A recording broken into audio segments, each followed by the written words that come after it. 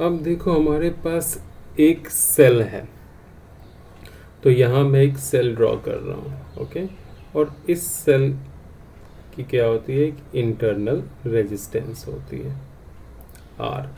मान लो ये जो सेल है इसकी EMF E है, तो ये जो इंटरनल रेजिस्टेंस है सेल की, उसे हमें फाइंड आउट करनी है पोटेंशियोमीटर की मदद से। इस क्लास में हम यही पढ़ने वाले हैं। तो जैसा कि हमें पता है पोटेंशियोमीटर में एक लंबी वायर होती है जिसका क्रॉस सेक्शन यूनिफॉर्म होता है। तो मैं यहाँ एक ड्रॉ कर रहा हूँ लंबा सा वायर।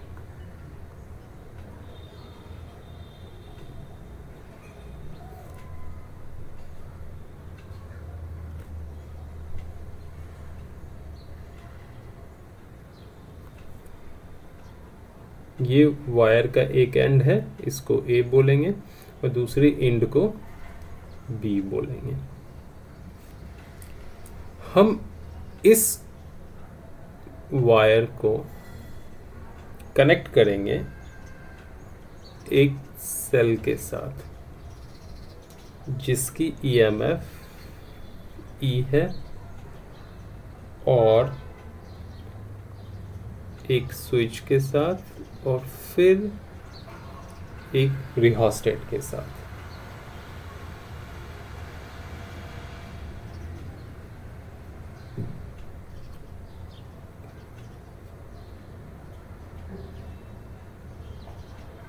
तो ये जो चीज़ है इसको बोलते हैं रिहोस्टेट। रिहोस्टेट एक वेरिएबल रेजिस्टेंट का नाम है। तो रिहोस्टेट क्या है, एक वेरिएबल रेजिस्टेंट। ओके, ये सेल है, EMF ये है। ओके, अब हमें ये जो सेल है इसको कनेक्ट करना, तो इसको उठा के लाएंगे यहाँ पे कुछ इस तरह से। ये इसकी इंटरनल रेजिस्टेंस है और इसकी EMF E1 ले लो क्योंकि हमने E इसकी EMF ली है।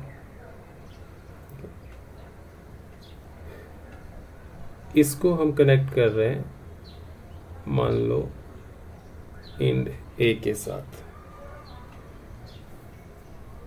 और इसको हम कनेक्ट कर रहे हैं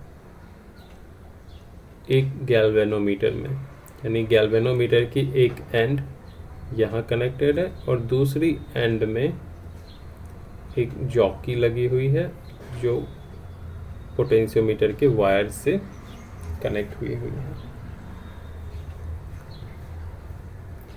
क्लियर हो गई? तो अब इस केस में होगा क्या, यहाँ से करंट फ्लो करेगी इस सेल से, देखो है ना, यहाँ से करंट फ्लो करेगी। उसके बाद ये करंट कुछ इस तरह से जाएगी, यहाँ ट्रैक करते रहो रिहोस्टेट से होते हुए। अभी ये सर्किट ओपन है, अभी क्लोज करनी पड़ेगी। क्लोज की तो करंट कहाँ चली गई, वापस सेल में। तो करंट का जो ट्रैक है ये आई, वो समझ में आ गया होगा, पॉजिटिव टर्मिनल से निकलेगी ऐसे।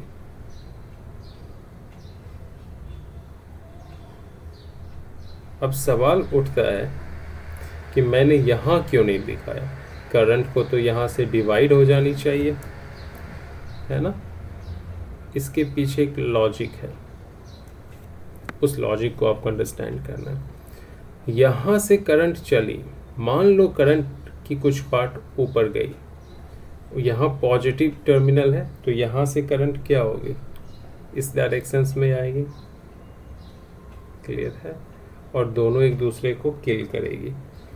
ये लेंथ की वैल्यू इस प्रकार होगी कि जो यहाँ से करंट फ्लो कर रही है और इसके अंदर जो जा रही है वो एक दूसरे को क्या कर रही है, किल कर रही है। मतलब कि गैल्वेनोमीटर में कोई भी डिफ्लेक्शंस नहीं आएगा। गैल्वेनोमीटर क्या होगी, जीरो डिफ्लेक्शन शो करेगी। तो ये जो पॉइंट है इसको बोलेंगे नल पॉइंट। ये एक पर्टिकुलर पॉइंट ही होती है। अगर इस जॉकी को आप आगे या पीछे कर दो तो इसके अंदर से करंट फ्लो करेगी और गैल्वेनोमीटर में डिफ्लेक्शन होगा। ओके, दूसरा तरीका है इसको समझने का। अगर ये पॉइंट मान लो आप M है, A और M के बीच में जो पोटेंशियल डिफरेंस होगी, समझ में आ रहा है? क्लियर? जो भी होगी यहाँ पे पॉजिटिव, उतनी ही पोटेंशियल डिफरेंस यहाँ होगी उल्टा, तभी तो करंट फ्लो नहीं कर पाएगा, एक दूसरे को किल करेंगे। ठीक है, मतलब यहाँ इसकी वजह से देखो यहाँ एक पॉजिटिव पोटेंशियल मिलेगा और यानी करंट ऐसे फ्लो करेगी और इसकी वजह से करंट अंदर की तरफ जाएगी और एक दूसरे को किल करेंगे। यानी कि ये जो पोटेंशियल डिफरेंस दे रहा है, क्लियर हो, यानी ई जो है ना, वो मोर और लेस इससे डिसाइड होगी, है ना, ये जो लेंथ है। करेक्ट? तो हमें पता है, इसको मैंने E1 बोला था। ठीक है, तो यहाँ जो वोल्टेज होगी अक्रॉस A और M, VAM, वो डायरेक्टली प्रोपोर्शनल होगी इस लेंथ के। और ये जो लेंथ है वो क्या है, मान लो L1 है। ओके, तो VAM इक्वल टू क्या हो गई, KL1, और K क्या है, इस वायर की potential gradient. Okay, VAM equal to क्या हो गई, KL1। ओके, अब ये जो VAM है, पोटेंशियल डिफरेंस अक्रॉस A और M, लगभग वो बराबर होगी E1 के। किसके बराबर होगी, E1 के। क्यों बराबर होगी वो तो समझ में आ गया होगा, क्योंकि इसके अंदर कोई करंट है ही नहीं, तो यहाँ पोटेंशियल ड्रॉप होगी नहीं, तो जो टोटल EMF होगी वही बराबर हो जाएगी A और M के बीच में पोटेंशियल डिफरेंस के। तो E1 इक्वल टू KL1 मिल जाएगी। ओके, अब हम क्या करेंगे, एक रेजिस्टेंस लगा देंगे यहाँ।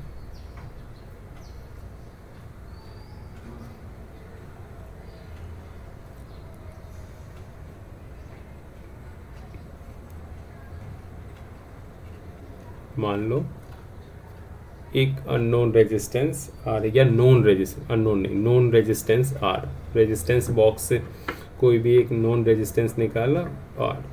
अब हमने R डिसाइड किया था इस पूरी की रेजिस्टेंस, तो इसको हम R प्राइम बोल देते हैं।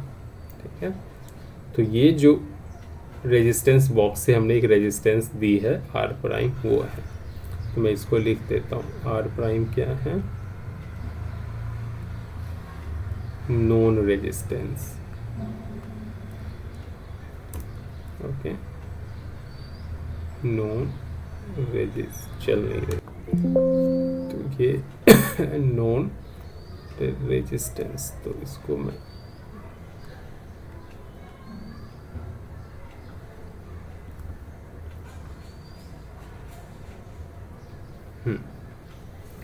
तो अब R प्राइम डाल लेंगे, तो अगेन हमें क्या देखना पड़ेगा, इसको शिफ्ट करनी पड़ेगी। नल पॉइंट को लाने के लिए जॉकी को क्या करना पड़ेगा, शिफ्ट करना पड़ेगा।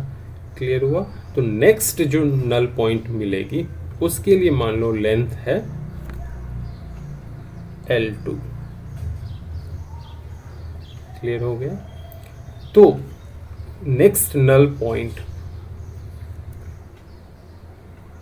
और पॉइंट ए के बीच में जो पोटेंशियल डिफरेंस होगा वो क्या हो जाएगा, मान लो V, और नेक्स्ट नल पॉइंट मान लो N है, तो VAN इक्वल टू हो गई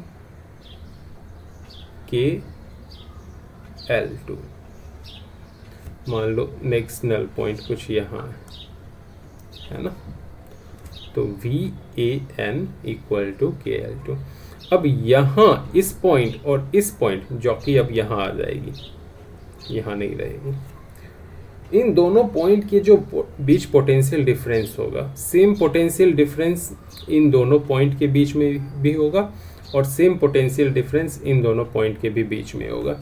ऐसा इसलिए क्योंकि ये तीनों क्या हैं, पैरेलल में हैं, तो पैरेलल में पोटेंशियल डिफरेंस सेम होती है। ओके, तो यहाँ जो पोटेंशियल डिफरेंस होगा VAN वो IR के बराबर होगा। मान लो इसके अंदर से जो करंट फ्लो कर रही है, कुछ तो करंट फ्लो कर रही होगी, तो वो करंट कितनी है, मान लो I प्राइम फ्लो कर रही है, तो ये हो जाएगी I prime R prime. Okay, current जो इसके अंदर इंटरनल सर्किट में फ्लो कर रही है वो क्या है, I प्राइम R प्राइम। ठीक है, इक्वल टू क्या हो गई, KL2। अब यहाँ पे किरचॉफ्स लूप लॉ लगाओ। देखो E1 जो है वो इक्वल हो गया I prime R plus I prime R prime, है ना। तो यहाँ से अगर आप I प्राइम कॉमन ले लो तो ये हो जाएगी R plus R prime. Okay, तो इसको हम यूज करेंगे। ठीक है, इस चीज़ को हम यूज करेंगे।